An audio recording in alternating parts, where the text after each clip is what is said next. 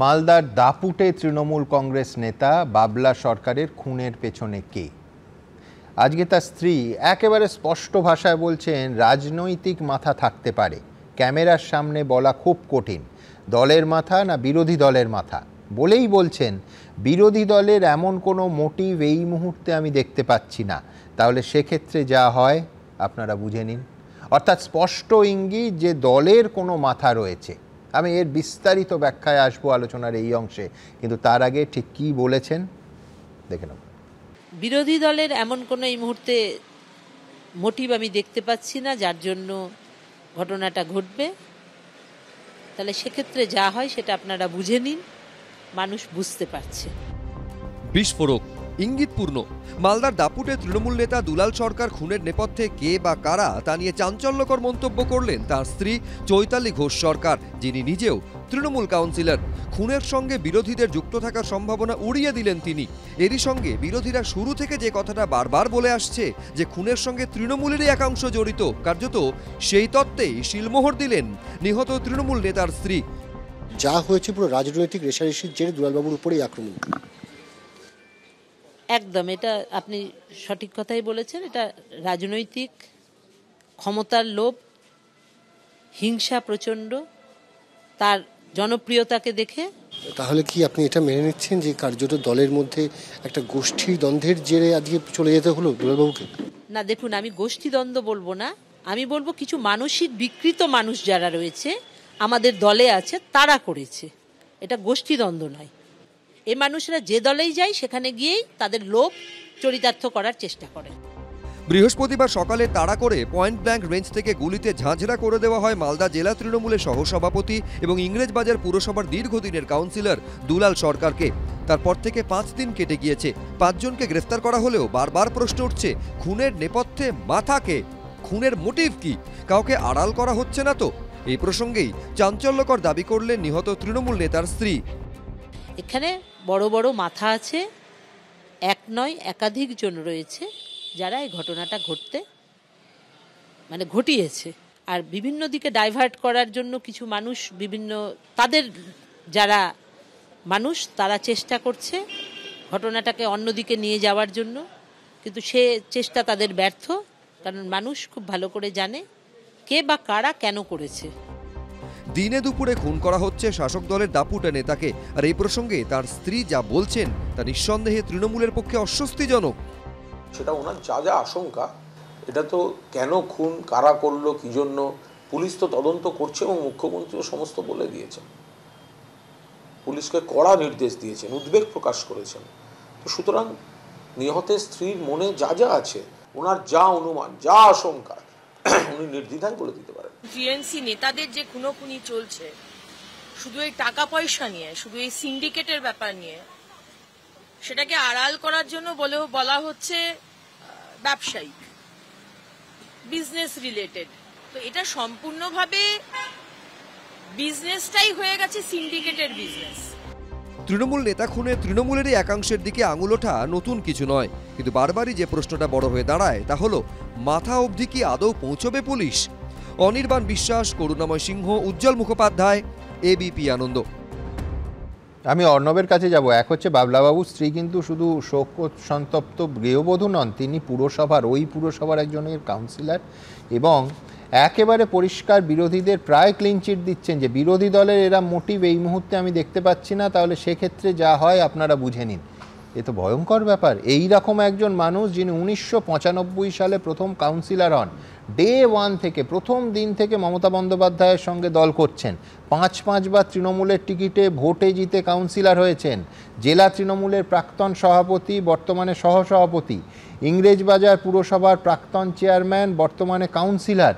আমি বলছি তাকে প্রকাশ্য দিবালোকে এই মারাত্মক সিসিটিভি ফুটেজ যেভাবে মারা হলো, তারপর স্ত্রী বলছেন যে ইঙ্গিতটা স্পষ্ট যে দলের ভেতরের মাথা আছে। এখন দুলালবাবুর স্ত্রী যে কথাগুলো বললেন তার মধ্যে একটা কথা উনি বললেন যে বিকৃত মানুষ রয়েছে এরকম, বিকৃত মনের মানুষ রয়েছে এরকম। এবং দুলাল সরকার সম্পর্কে আমরা যে তথ্যগুলো পাচ্ছি এখন তার মধ্যে একটা দেখতে পাচ্ছি যে 3 দশকের উপর ধরে মানুষের পাশে থেকেছেন, এবং ওই মালদা শহরে এরকম প্রচুর অন্ধকারের শক্তি, প্রচুর অসামাজিক শক্তি, সেই শক্তির বিরুদ্ধে তিনি লড়াই করেছেন। এই লড়াইটা করবার জন্যই তিনি মানুষের সত্যিকারে জনপ্রিয় হয়েছিলেন। এবং এই জনপ্রিয় হওয়ার জন্য যারা এই ধরনের জনপ্রিয় হয়ে ওঠে তাদের তো শত্রু তৈরি হয়, সবসময় তো শত্রু তৈরি হয়।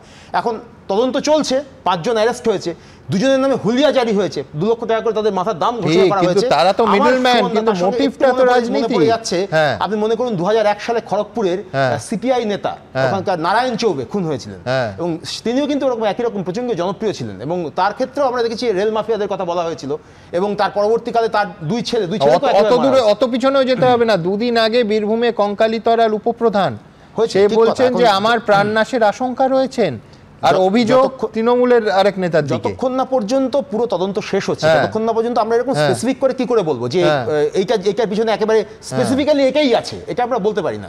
কিন্তু এটার মধ্যে সম্ভাবনা থাকতে পারে। একজন নেতা বলছেন প্রাণনাশের আশঙ্কা, 3 দিনের মধ্যে তার বাড়িতে বোমাবাজি। আমি বলছি তার কারণটা হচ্ছে যে আমি বলছি যে পুলিশ কি করছে না, পুলিশ তো তদন্ত করছে সুমন দা। আমি ঠিক এই পুলিশের তদন্তে আমার অনিল জানার কাছে আসবে, প্রাক্তন পুলিশ কর্তা অনিল দা। এক হচ্ছে পারসেপশনটা হচ্ছে দলের কেউ যদি যুক্ত থাকে, যদি রাজনীতি না থাকে পুলিশ অ্যাক্ট করছে, শাসক দলের কেউ যুক্ত থাকলে তদন্ত আর এগোয় না। আমি বলছি মাথা পেতে কেন এত দেরি হওয়া কি স্বাভাবিক? মিডলম্যানদের এই কেসে, আমি বাবলাবাবুর কেসে মিডলম্যানদের এখনো খোঁজ পাওয়া যায়নি। সুশান্ত ঘোষ ওই রকমভাবে পয়েন্ট ব্ল্যাঙ্ক রেঞ্জ থেকে গুলি করার চেষ্টা হলো, ট্রিগার জ্যাম না হলে বা সুশান্ত ঘোষের ওপর গুলি চলে যেত। কে মারতে চেয়েছিল এখনো পর্যন্ত আমরা জানলাম না। এলাকায় মানুষ মিছিল করলেন যে খুনির পরিচয় জানার জন্য, এখনো সামনে আসেনি। বাগুইহাটির কাউন্সিলর তোলাবাজিতে অভিযুক্ত, সপ্তাহের পর সপ্তাহ কেটে যাচ্ছে, পুলিশ খোঁজ পাচ্ছে না। কোথাও কি রাজনীতি যুক্ত থাকলে পুলিশ অ্যাক্ট করছে না? না, একটা ব্যাপার হয়েছে যে এক্ষেত্রে যে সাহসিকতা, যেভাবে দুঃসাহস দেখিয়ে চেস করে মেরেছে, তার মানে ওরা আগে কি করেছে, ওর মুভমেন্ট দেখে গেছে, চেস করেছে, ওখানে যাবে মেরেছে।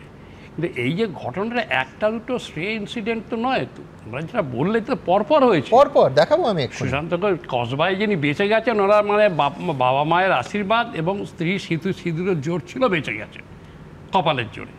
কিন্তু এই যে বন্দুকটা খারাপ ছিল সেটাও বললো, সেই জন্যই বেঁচেছে। পিস্তল হলে অনেক সময় লক করে, রিভলভার হলে হয় না, পিস্তলে লক হয়ে যাবে। আপনি সব লক ফক বোঝেন, আমরা তো সব বুঝি না। তো সে এখন কথা হচ্ছে এই যে এটা কিন্তু খুব অ্যালার্মিং, বরাবরই কিন্তু এর আগের দিন আলোচনাতে বলে যাবে, এটা খুব অ্যালার্মিং।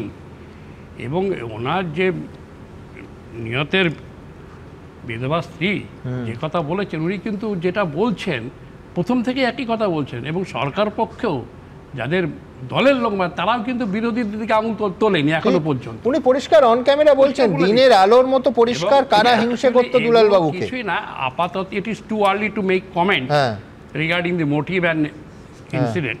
কিন্তু কথা হচ্ছে দল যখন বড় হয় না, এখন হচ্ছে এলাকা দখলের ব্যাপারটা এসে যায়। এলাকা দখল মানেই হচ্ছে পয়সা, ঠিক। এবং পয়সা এমন পয়সা, এখন নতুন আমরা কনসেপ্ট দেখলাম যে এক একজন কাউন্সিলর এবং এক একজন এমন পয়সা পেয়েছে অ্যাকাউন্ট ফর করতে না পেরে বলছে আমরা সমাজসেবা করে পেয়েছি। সমাজসেবা করে যে কোটি কোটি টাকা হয় এবং কেজি কেজি সোনা হয়, এই কনসেপ্ট আমাদের মানে আগে ছিল না। এবং আমরা এটা বলেওছিলাম অন্য সময় যে তাহলে এটা ভাই পেটেন্ট নিয়ে নিন না, আমাদের তো এতগুলো চাকরি করে কিছু হলো না, তো এটা পেটেন্ট নিয়ে নিন, সমাজসেবা পেটেন্ট নিয়ে নিলে আমার মেয়েদের শিখিয়ে দেবো। তাহলে কিন্তু আজ পর্যন্ত সে পেটেন্ট নেওয়া হয়নি।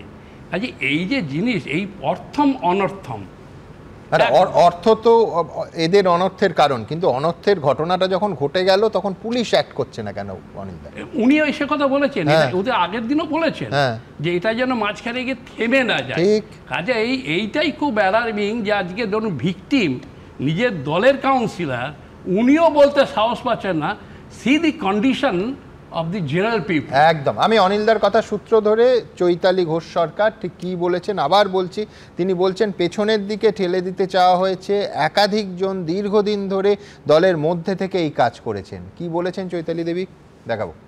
সূত্র মারফত খবর পাওয়া যাচ্ছে যে সত্যি দুলাল সরকারের কাছে বার্তা এসেছিল যে তাকে তিনি কোনো বড় পদ পেতে যাচ্ছেন, তাহলে কি দলের কেউই নিজের স্বার্থের জন্য তাকে সরিয়ে দিলেন? এটা হতে পারে যে এই কারণেও আছে, সাথে আরও কিছু মানুষের হয়তো হিংসা যে তারা অনেক কিছুতে পিছিয়ে যাচ্ছে। হ্যাঁ, এই ঘটনাটা সম্প্রতি আমরাও জানতাম যে উনি চেয়ারম্যান হবেন, এরকম একটা কথা চলছিল।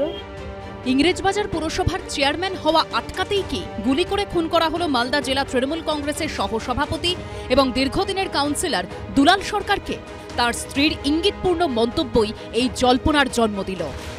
যে পথটা ওনার পাওয়ার আলোচনা চলছিল বা আপনি নিজেও শুনেছিলেন, সেই পথটা কোথাও গিয়ে কাল হয়ে গেল বা সেই পদের জন্য ওনাকে এভাবে কেউ মনে করছিল পথের কাটা হতে পারেন, সেই জন্য সরে যেতে হলো? দেখুন, সেটা তো বিষয় রয়েছেই, কারণ যারা করেছে তারা তো এই সমস্ত বিষয়গুলি মাথায় নিয়েই করেছেন, পথের কাটা ভেবেছে এবং সবসময় চেষ্টা করেছে দুলালবাবুকে ঠেলে কি করে পিছনে পাঠানো যায়। এটা শুধু একজন নয়, একাধিকজন এটা চক্রান্ত দীর্ঘদিন থেকেই করে যাচ্ছে দলের মধ্যে। আমরা সেটা দেখেছি, কিন্তু আমরা যেহেতু দল করি সেই জন্য আমরা কখনোই দলের বিরুদ্ধে কিছু প্রকাশ করিনি। বর্তমানে ইংরেজবাজার পৌরসভার চেয়ারম্যান পদে রয়েছেন তৃণমূল নেতা কৃষ্ণেন্দু নারায়ণ চৌধুরী। দুলাল সরকার খুনের পরই তাঁর গলায় শোনা গেছিল বিস্ফোরক দাবি। এবার দেখছে যে কে ওদেরকে টাকা দেয়, 10 লাখ টাকা কন্ট্রাক্ট হয়েছিল, তোর পিছনে কে ছিল সেটা খোঁজ লাগাচ্ছে পুলিশ এবং স্বয়ং মুখ্যমন্ত্রী দেখছেন। এ প্রসঙ্গেও সোমবার ঘুরিয়ে জবাব দিতে ছাড়েননি নিহত তৃণমূল নেতার স্ত্রী। যেটা শোনা গেছিল দুলালবাবুর এই হত্যাকাণ্ডের পর যে 10 লক্ষ টাকার একটা সুপারি দেওয়া হয়েছিল।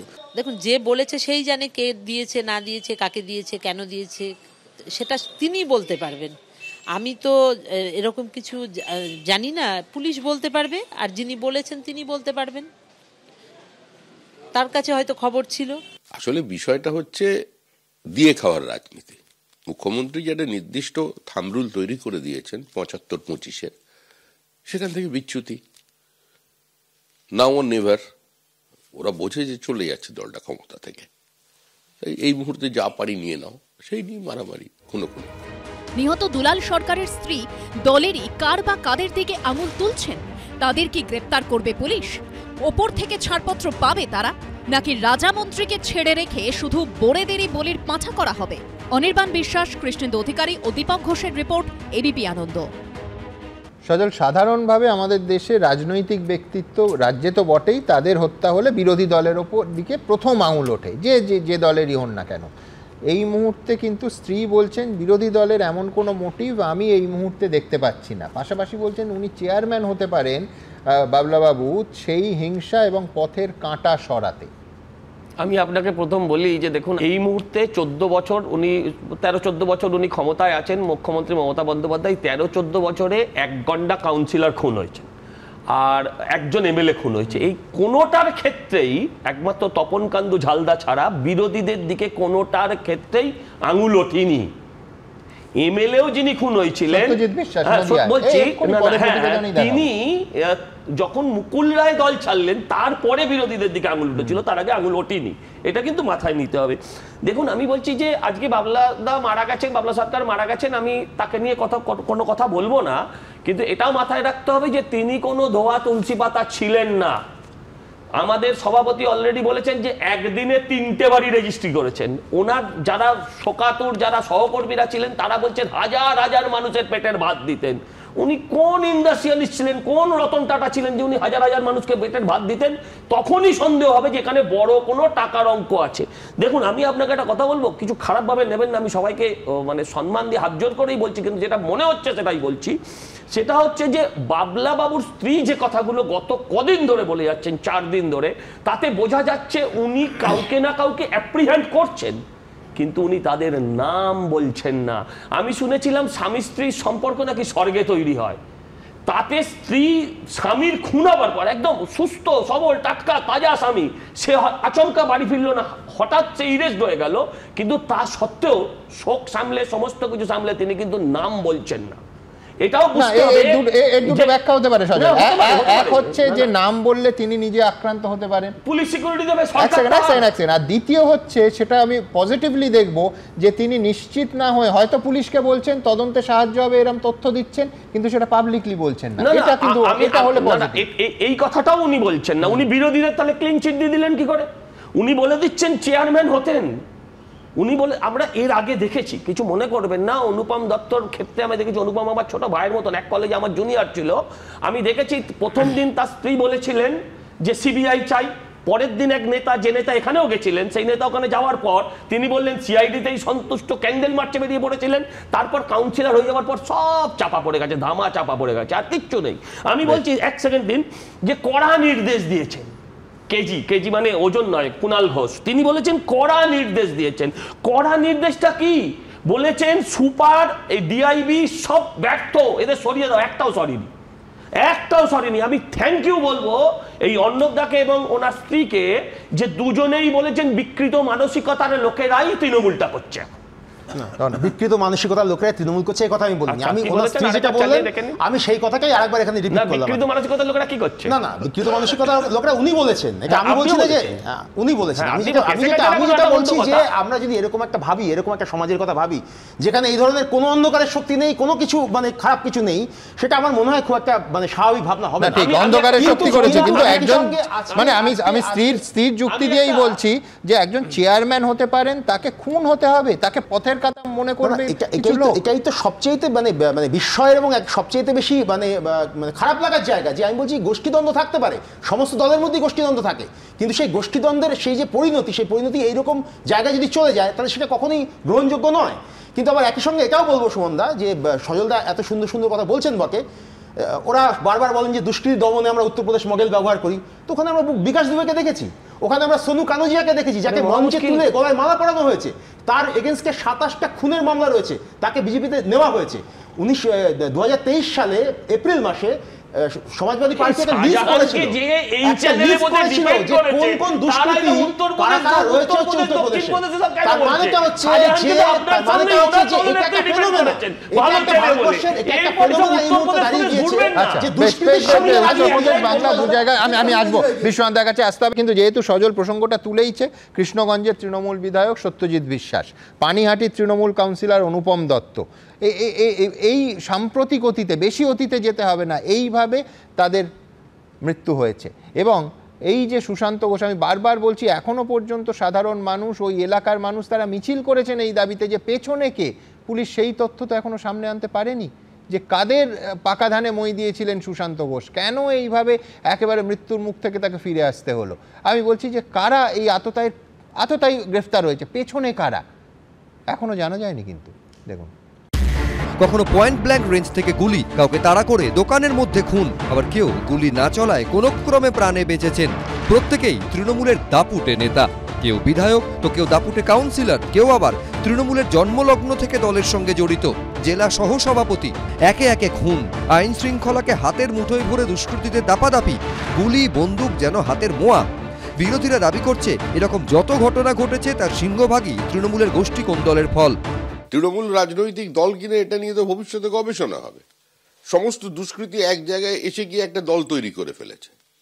যদি কোনো জায়গায় একটু অন্যরকম গন্ডগোল দেখা যায়, কেউ যদি একটু বেশি খেয়ে নেয়, তো তার সে আক্রান্ত হবে, বা কারোর অধিকার বাড়ছে, কারোর প্রতাপ বাড়ছে, তাকে খুন হতে হবে। তো এটা তো রাজনৈতিক দল নয়, সে কারণে এইগুলো ঘটছে, এবং তৃণমূলেই এটা ঘটবে। তৃণমূলে একটা মুষল পর্ব চলছে, কে কার চাইতে কত বড় লুঠেরা হবে তার লড়াই। খুন যে হচ্ছে সেও বলছে মমতা ব্যানার্জি যুগ যুগ জিও, সে খুন করছে সেও বলছে মমতা ব্যানার্জি যুগ যুগ জিও। দুজনেই মমতা ব্যানার্জির প্রসাদ নিয়ে বড় হতে চায়, এই হচ্ছে লড়াই। এক দলে থাকলে গোষ্ঠীদ্বন্দ্ব, দল ভাগ হলে কেউ তৃণমূল কেউ বিজেপি।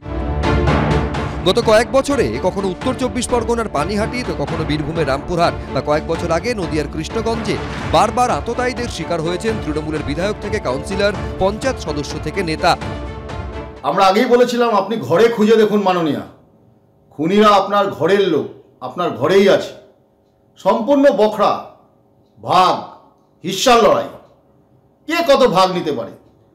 গোষ্ঠীদ্বন্দ্ব এমন জায়গায় এসছে যে এই হিস্সার জন্য একজন একজনকে খুন করে দিচ্ছে। এটা প্রকারান্তরে প্রয়াত দুলাল সরকারের স্ত্রী আজকে ঠাড়ে ঠোড়ে বুঝিয়ে দিয়েছেন। তপন কান্দুকেও ঠিক এই একইভাবে সরানো হয়েছিল। গোষ্ঠীদ্বন্দ্ব এবং নিজেদের দলের লোকেরাই তাকে খুন করেছে, এটা পরিষ্কার। তাই ঘরের লোককে খুঁজে বার করুন। এবার একই ঘটনা ঘটেছে মালদায়। দুষ্কৃতীদের গুলিতে ঝাঁঝরা হয়ে গেছেন জেলা তৃণমূলের সহ সভাপতি দুলাল সরকার। আর এই ঘটনা নেপথ্যে দলেরই কারুর হাত রয়েছে বলে ইঙ্গিত করেছেন নিহত তৃণমূল নেতার স্ত্রী।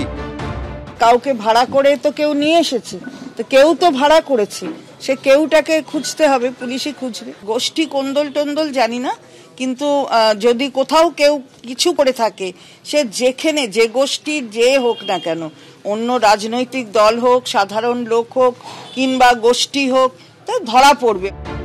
বছরের প্রথম দিন তৃণমূলের প্রতিষ্ঠা দিবসে আরাবুল ইসলাম এবং শওকত মোল্লার দ্বন্দ্বে উত্তপ্ত হয়ে ওঠে ভাঙড়। পরের দিন মালদায় খুন হন তৃণমূলের দাপুটে নেতা। বীরভূমে আবার তৃণমূল নেতা প্রাণনাশের আশঙ্কা করে অভিযোগের আঙুল তুলছেন তৃণমূলেরই নেতাদের দিকে, যার 3 দিন বাদে তার বাড়ির সামনে আবার বোমাবাজিও হয়েছে।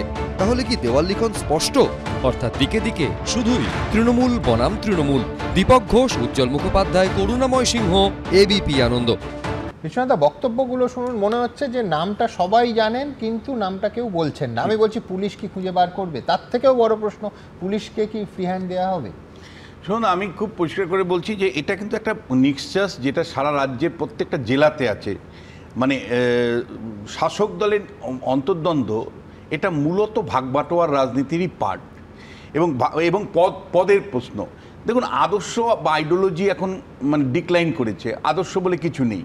ফলে শেষ পর্যন্ত ক্ষমতার বৃত্তের মধ্যে থাকো, ক্ষমতাকে ব্যবহার করো, পদকে ব্যবহার করো, এবং ভাগবাটোয়ার রাজনীতির কনটেক্সটেই কিন্তু এই দ্বন্দ্বগুলো হচ্ছে সর্বত্র। এটা আরাবুল এর ক্ষেত্রে আপনি বলতে পারেন, সেটা মালদার ক্ষেত্রে বলতে পারেন, অন্য জায়গাতেই। কিন্তু এই প্রশ্নটা হচ্ছে যে তৃণমূল কি খুব আন্তরিক এই দ্বন্দ্বগুলো মেটানো প্রশ্নে? আমি এর আগেও আপনাকে বলেছি এই কথাটা, যে তৃণমূল কংগ্রেসের যে পার্টি মেকানিজম, সেই পার্টি মেকানিজমের মধ্যে আপাতত তুমিও ভালো ও ভালো, মানে ব্যাঙের গালেও চুমু খাচ্ছে, সাপের গালেও চুমু খাচ্ছে। এই যে মানে বছরকে বছর জেলা স্তরের যে অন্তর্দ্বন্দ্বগুলো রয়ে থাকছে, সেগুলো কিন্তু আমি বলছি যে তৃণমূল ভবন থেকে মেটানো হয় না। তৃণমূল ভবনে যখন মানে বিবাদমান মানে গোষ্ঠী আসে, তখন এখানকার যারা দায়িত্বপ্রাপ্ত নেতা বা সর্বোচ্চ নেতৃত্ব, তারা কিন্তু বলা যায় দুই পক্ষকেই একটা মানে একটা আপাতত কম্প্রোমাইজ করে ভোটের ডিভিডেন্ড দিচ্ছে। একদম এই ভোটের ডিভিডেন্ড হচ্ছে, মানে কিন্তু আমি বলছি যে ভোটের ডিভিডেন্ড দিতে পারে, কিন্তু মানুষের মৃত্যুর বিনিময়ে, প্রাণের বিনিময়ে, টাকার বিনিময়ে। এবং আমি আপনাকে বলছি, দেখুন, তপন দত্তের মৃত্যুটা আপনার মনে থাকতে পারে, তৃণমূল কংগ্রেসের সক্রিয় সদস্য, তার ওয়াইফ সরাসরি অভিযোগ নিয়েছিল তারই দলের মানে নেতা মন্ত্রীদের বিরুদ্ধে কিভাবে তাকে মারা হয়েছে কেবলমাত্র এনভায়রনমেন্ট রক্ষার প্রশ্নে তিনি এগিয়েছিলেন বলে। মানে আপনার তপন কান্দুর মৃত্যুটা তো মানে সরাসরি শাসন করব বলে, অর্থাৎ আমি একটা পুরসভাও বাইরে রাখবো না, এই বিরোধী শূন্য রাজনীতির নিয়ন্ত্রণ রাখবো, নিজের হাতে নেব বলে। অনুপম দত্তের মৃত্যুটা আপনি জানেন যে মানে প্রশ্নটা উঠেছিল, গোষ্ঠীদ্বন্দ্বের প্রশ্ন উঠেছিল। আমি দুটো জায়গা থেকে প্রশ্নটা রাখতে চাই। একটা হলো যে তাহলে কি পুলিশ প্রশাসন, যেখানে খুব ক্ষমতাশালী ব্যক্তিরা আছে, মানে যাদের সাথে একদম সর্বোচ্চ পর্যায়ের সম্পর্ক আছে, পুলিশ একটা জায়গায় গিয়ে আটকে যাচ্ছে? আমার মালদার কেসটাতে মনে হচ্ছে যে এমন কোনো প্রভাবশালী ব্যক্তি হয়তো এই গোষ্ঠীদ্বন্দ্বের মধ্যে আছে যে যার প্রতি আঙুল দেওয়ার মতন ক্ষমতা পুলিশের নেই, বা নেতৃত্ব তাকে আঙুল দিয়ে বলার মতন ক্ষমতায় নেই। এই ক্ষেত্রে কিন্তু আমি বলছি ন্যায় বিচার হয় না সাধারণত। শুনুন, আমি একটুখানি বলি যে এই যে বিশ্বনাথদা বললেন যে দল আন্তরিক নয়, তৃণমূল আন্তরিক নয় দ্বন্দ্বগুলো মেটাতে, কে বলেছে আপনাকে এরকম কথা? সুশান্ত ঘোষ নিজেই আর কোনো কথা বলছে না। সুশান্ত ঘোষের আপনি দেখেছেন যে তাকে আর কারা মারলো, কারা ঘটনার পেছনে ছিল, সেই নিয়ে নিজে বা তার দলের কেউ কোথাও কোনো মুভমেন্টে আছে? কোনো মুভমেন্টে নেই। নিশ্চয়ই দল আন্তরিকভাবে একটা কোনো সভা করে মিউচুয়াল করে ব্যবস্থা হয়ে গিয়েছে, পুলিশকে তথ্য দিয়েছে, তথ্য দিলেও পুলিশ কিছু করেনি। আর একটা কথা বলছি, গোষ্ঠীদ্বন্দ্বের কথা উঠছে না তৃণমূলের, গোষ্ঠীদ্বন্দ্বের হাতে মমতা ব্যানার্জিও নিরাপদ নয়। যদি নিরাপদ হতেন তাহলে বাড়িতে পুষবিহাইন করতে কে হলো? গোষ্ঠীদ্বন্দ্ব এমন জায়গায় পৌঁছে যে পুষবিহাইন সেটা পরে পাল্টে নিয়েছেন অন্য কথা। আর একটা খুব সিগনিফিকেন্ট কথা এখানে, যেটা গত কয়েকদিন আগে ওনার স্ত্রী বলে দিয়েছেন, যে সব ক্ষেত্রে যেমন কোনো কিছুর বিনিময়ে মামলাগুলো চাপা পড়ে যায়, এক্ষেত্রে যেন চাপা না পড়ে। আজকে একজন লিডার মারা গেছেন যিনি মমতা বন্দ্যোপাধ্যায়ের প্রথম দিনের সঙ্গী, তাই তার কথাটা এত ফলাও করে দেখানো হচ্ছে। এরকম আরো হাজার হাজার কেস যে কত চাপা পড়েছে বিনিময়ে, কোনো কিছুর বিনিময়ে যেন লুকোনো না হয়, এই শব্দ বলেছেন। আমি বলছি ভাবের ঘরে চুরি করে কোনো কিছু লাভ নেই। তার কারণ হচ্ছে যে এই যে আমরা বারবার করে তৃণমূল মানে হচ্ছে দুষ্কৃতীদের দল, সমস্ত দলের মধ্যে দুষ্কৃতি রয়েছে। এবং আমি বলছি যে মনে করে দেখুন 90 দশকের শেষ থেকে আরম্ভ করে নিউ মিলেনিয়ামের গোড়ায় উত্তর 24 পরগনা কতগুলো মার্ডার। একদম ঠিক, কিন্তু আমি বলছি সমস্ত দলের দুষ্কৃতীদেরই ধরবে তো পুলিশ ধরবেন, কিন্তু অস্ত্র উদ্ধার করবে পুলিশ। অতীতেও দেখেছি একটা লেভেলে, এই যেটা আপনি বললেন যে একটা লেভেলে গিয়ে আটকে যাচ্ছে, এইখানে মেকানিজমটাই এমন হয়ে গিয়েছে যে দুষ্কৃতীদের সঙ্গে রাজনীতি এমনভাবে ইন্টারলিঙ্ক হয়ে গিয়েছে যে এই জিনিসটাকে বার করা যাচ্ছে না। এই জিনিসটাকে একটা তথ্য দিচ্ছি তোমাকে, একজন কাউন্সিলরের বিরুদ্ধে সরাসরি খুনের ষড়যন্ত্রের অভিযোগ আসছে, তিনি ঘুরে বেড়াচ্ছেন। আমি জানি না সন্ধ্যা ধরা পড়েছে কি, পুলিশ ধরতে পেরেছে? সপ্তাহ কেটে গেছে, পুলিশ ধরতে পারে না কেন? বাগুইআটির কাউন্সিলর ধরছে না, বাগুইআটি কাউন্সিলর এরা ব্যাখ্যা কি দিবেন? পুলিশ আপনি যে স্পেসিফিক কথাটা বললেন, যেটা বাগুইআটির যে কেসটা আপনি বললেন, ওইটার ক্ষেত্রে একই সঙ্গে আমি এটাও বলবো যে প্রমোটার, তিনি বলছেন আমি 23 লক্ষ টাকা দিয়েছি, প্রমোটারকেও তো একই সঙ্গে আগে দিয়ে করা দরকার। করুন না, পুলিশকে বারণ কে করেছে? আরে আরে প্রমোটারের বিরুদ্ধে নেক্সাসের কথা বলছো, অন্যভাবে একমত, তার মধ্যে তুমিও রয়েছো। আরে আমি বলছি পুলিশকে আটকাচ্ছে কে? প্রমোটার যদি অপরাধ করে থাকেন, প্রমোটারকে ধরতে পুলিশকে আটকাচ্ছে কে? তো কাউন্সিলর যদি অপরাধ করে থাকেন, পুলিশকে তাকে ধরতে আটকাচ্ছে কে? ফেরার বলে পুলিশ তাকে ডেফিনিটলি ধরবে, মানে একজন কাউন্সিলরকে পুলিশ সপ্তাহের পর সপ্তাহ খুঁজে পাচ্ছে না, নিশ্চয়ই ধরবে। এখন আমি আপনাকে এটা শাহজাহানের মতন ধরবে, মানে 58 দিন না 57 দিন পরে শাহজাহান যেমন ধরা পড়েছিল, সবাই জানতো শাহজাহান কোথায় আছে। না ধরবে, কিন্তু পলিটিক্যালি আমি আমাদের সুবিধা তখন ধরব, যারা ভেতরে আছে তারা বেল পাওয়ার পর ধরবে। বেশ। তবে আজ আলোচনার মধ্যে একটা যন্ত্রণার কথা না বললেই নয়। সেই যন্ত্রণা স্বজন হারানোর যন্ত্রণা।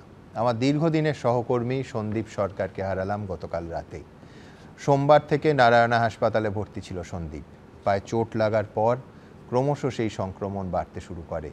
6 দিন ধরে মৃত্যুর সঙ্গে দাঁতে দাঁত চেপে লড়াই, কিন্তু রবিবার নিভে গেল প্রদীপ। সন্দীপের কর্মজীবনের একটা বড় অংশ 16টা বছর কেটেছে এবিপি আনন্দ পরিবারে। তাকে হারানোর যন্ত্রণা নিয়ে, তাকে নিয়ে অজস্র স্মৃতির মতোই আমাদের সঙ্গে সেই যন্ত্রণাটাও থেকে যাবে সারা জীবন। নির্মমতা আর অরাজকতার আরেক উদাহরণ, নিরীহ মৎস্যজীবীদেরও ছাড়ল না বাংলাদেশ। বাংলাদেশের জেলে বেধড়ক মারধর করা হয় বন্দি ভারতীয় মৎস্যজীবীদের। হাত পা বেঁধে রেখে চলে অত্যাচার। রবিবারই বাংলাদেশ থেকে দেশে ফিরেছেন 95 জন ভারতীয় মৎস্যজীবী। আজ গঙ্গাসাগরে তাদের স্বাগত জানায় রাজ্য সরকার।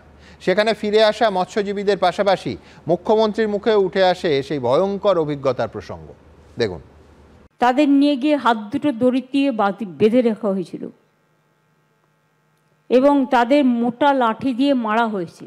কোমর থেকে পা পর্যন্ত চোট। প্রশাসনের থেকে যে এত মুখের খিস্তি আমাদের যেরকম করছে, তারপর উঠে তুলে আমাদের হাত এরকম বেঁধেছে, দিয়ে মারধর শুরু করে, সারা রাতভর মারধর শুরু করে দিয়েছে আমাদের। মৎস্য ধরিব খাইব সুখে, না সুখকর অভিজ্ঞতা নয়। বাংলাদেশের উপকূলরক্ষী বাহিনীর হাতে ধৃত এই মৎস্যজীবীরা দেশে ফিরে ভয়ঙ্কর অভিজ্ঞতার কথা শোনালেন। সিলিন্ডার করার পরে তারপরে আমাদেরকে সাইডে বেরিয়ে প্রচুর মারধর করেছে। বাংলাদেশ নৌবাহিনীর লোকগুলো আমাদেরকে প্রচুর মারধর করেছে। প্লাস অনেক আমাদের লোক আছে 7 দিন 8 দিন শুতে পারিনি, রক্ত জমে গেছে। ভারত বাংলাদেশের সম্পর্কে চরম টানাপোড়েনের মধ্যেই দেশে ফিরেছেন বাংলাদেশে আটকে থাকা 95 জন ভারতীয় মৎস্যজীবী। সোমবার গঙ্গাসাগরে তাদের স্বাগত জানান মুখ্যমন্ত্রী, আর তার মুখেই উঠে আসে বাংলাদেশের ধীবরদের ভয়ঙ্কর অভিজ্ঞতার প্রসঙ্গ। আমি জিজ্ঞেস করলাম খুঁড়িয়ে খুঁড়িয়ে হাঁটছেন কেন? তারা বলতে চায়নি। জানতে পারলাম যে তাদের কয়েকজনকে মারধরও করা হয়েছে। তাদের নিয়ে গিয়ে হাত দুটো দড়ি দিয়ে বেঁধে রাখা হয়েছিল এবং তাদের মোটা লাঠি দিয়ে মারা হয়েছে। কোমর থেকে পা পর্যন্ত চোট, জামা কাপড় পরে আছে বলে বোঝা যাচ্ছে না। তারা কাঁদছিল বলে জিজ্ঞেস করছিলাম, বুঝতে পেরেছিলাম। প্রচণ্ড মারিছে, মাথায় মারিছে, কোমরে লাগিয়েছে, হাঁটুতে লাগিয়েছে, ঠিক মতো দাঁড়াতে পারি না, এত মারিছে স্যার। মেরে মোবাইল নিয়ে এনেছে, জিপিএস নিয়ে এনেছে। 2024-এর অক্টোবর-নভেম্বর মাসে মাছ ধরার জন্য গভীর সমুদ্রে যান কাকদ্বীপের বাসিন্দা এই মৎস্যজীবীরা। সেই সময় আন্তর্জাতিক সীমানা লঙ্ঘন করার অভিযোগে তাদের বাংলাদেশ নৌবাহিনী গ্রেফতার করে। ধৃত ভারতীয় মৎস্যজীবীদের বাংলাদেশের পটুয়াখালী এবং বাগেরহাটে জেলবন্দি করে রাখা হয়। শেষমেশ 2 দেশের বিদেশ মন্ত্রকের আলোচনা এবং ভারতীয় মৎস্যজীবীদের ওপর থেকে মামলা প্রত্যাহারের পর ঘরে ফিরেছেন তারা। রবিবার বঙ্গোপসাগরে ভারত বাংলাদেশ আন্তর্জাতিক জলসীমানায় 2 দেশের মৎস্যজীবীদের আদান প্রদান সম্পন্ন হয়। বাংলাদেশ থেকে 95 জন ভারতীয় মৎস্যজীবী আসার পর এই দেশ থেকে 90 জন বাংলাদেশি মৎস্যজীবীকে ও দেশের উপকূলরক্ষী বাহিনীর হাতে তুলে দেওয়া হয়। প্রায় মাসখানেক আগে আমাদের সীমানায় ঢুকে পড়ে, কিন্তু তারা অসুস্থ হয়েছিল, আমরা তাদের ভালো করে চিকিৎসা করাই এবং তাদের আমরা খুব যত্ন করে রেখেছিলাম। আমরা বাংলাদেশের যারা ছিল তাদের হ্যান্ডওভার করে দিই এবং ওরা ইন্ডিয়ার যারা ছিল পশ্চিমবাংলা থেকে তাদের হ্যান্ডওভার করে দেন। এখান থেকে কে বাংলাদেশ সরকারের সাথে কথা বললেন? মোদী সরকারের মানুষরাই কথা বলেছেন, এক্সটার্নাল অ্যাফেয়ার্স মিনিস্ট্রি কথা বলেছে, বা মমতা ব্যানার্জি নিশ্চয়ই মোহাম্মদ ইউনূস সরকারের সাথে কথা বলেননি। তাই মিথ্যে কথা বলে, অসত্য কথা বলে সবসময় নিজের কৃতিত্ব নেওয়ার চেষ্টা করবেন না। বাংলাদেশ উপকূলরক্ষী বাহিনীর হাতে ধরা পড়ার মুহূর্তে এক মৎস্যজীবী নৌকা থেকে নদীতে ঝাঁপ দেন, মৃত্যু হয় তাঁর। নিহত মৎস্যজীবীর পরিবারের হাতে এদিন 2 লক্ষ টাকার আর্থিক সাহায্য তুলে দেন মুখ্যমন্ত্রী।